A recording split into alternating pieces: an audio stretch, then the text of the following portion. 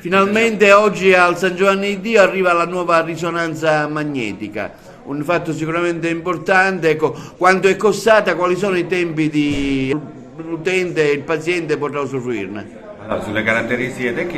tecniche io non vorrei fermarvi,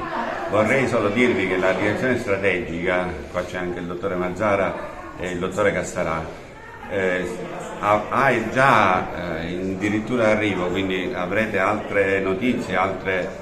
comunicazioni per una serie di acquisti, il primo dei quali è questo, la risonanza magnetica, l'evoluzione della risonanza magnetica dell'ospedale Agrigento, perché la parte pubblica non può rimanere indietro rispetto al privato, che spesso quello buono si dota di innovazioni tecnologiche. Quindi anche noi abbiamo voluto fare una serie di investimenti, vi ripeto, non è solo questo, vedrete da qua a Natale e subito dopo le feste una serie di comunicazioni importanti per le dotazioni tecnologiche di tutta l'ospedale di Agrigento, non solo di questa.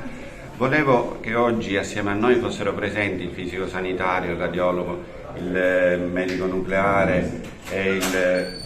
radio-oncologo, perché sono loro che suggeriscono, propongono, programmano e fanno in modo che tutte queste innovazioni vengano intanto installate, quindi acquistate e installate, e poi vengono utilizzate al meglio. Quindi diamo merito anche ai tecnici, agli operatori, anche perché quando tu gli dai l'opportunità di avere nuovi macchinari, noi ci dotiamo come popolazione, quindi i pazienti hanno l'opportunità di fare una serie di esami suppletivi, come per esempio studi funzionali o cardio RMN, quindi una serie di esami che ti permettono di non andare fuori dalla nostra provincia, e quindi facciamo il bene dei nostri pazienti che rimangono ad Agrigento e possono usufruire di cose che in altri posti ci sono e anche noi abbiamo il diritto di averle. Quali sono le caratteristiche tecniche di questa risonanza nuova che viene installata oggi ad Agrigento? Allora, questa è una risonanza magnetica di ultima generazione, una risonanza magnetica ad alto campo con 1,5 Tesla di intensità di campo magnetico, è un'apparecchiatura altamente performante, ma i punti di forza che è corredata da tutti i pacchetti hardware e da tutti i pacchetti software in grado di rispondere a tutte le esigenze diagnostiche ad oggi. La prima risonanza magnetica all'ospedale di Agrigento è stata installata nell'aprile 2014, in poco più di 9 anni abbiamo aggiornato totalmente il sistema, grazie anche all'impegno profuso dalla direzione strategica, che pubblicamente qui ringrazio, anche per la sensibilità che hanno avuto in questo periodo di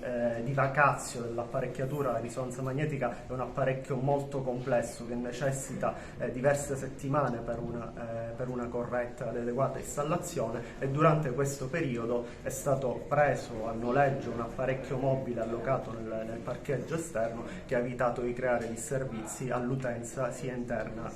che esterna ambulatoriale. Quindi abbiamo comunque continuato ad eseguire regolarmente la nostra attività diagnostica. Dicevo, apparecchiatura, una gran bella apparecchiatura che colma un pochettino quello che era il gap tecnologico rispetto ad altre risonanze un po' più recenti degli altri presidi ospedalieri della provincia. Già è iniziata la formazione sul personale, non formazione intesa come formazione dal punto di vista diagnostico,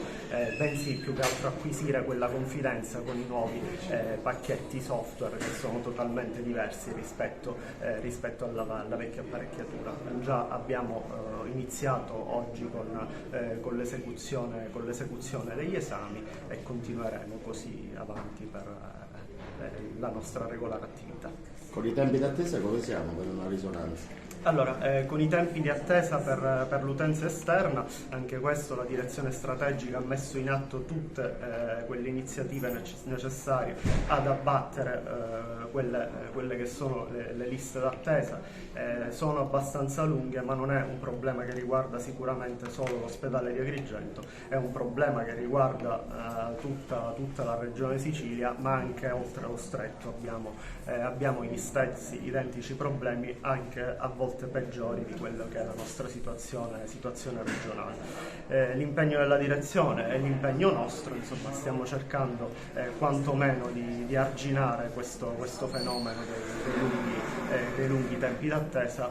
poiché è giusto che il cittadino, l'utenza che ne abbia bisogno, possa accedere ai servizi di qualità grazie a questo rinnovo tecnologico che c'è stato in tempi ragionevoli.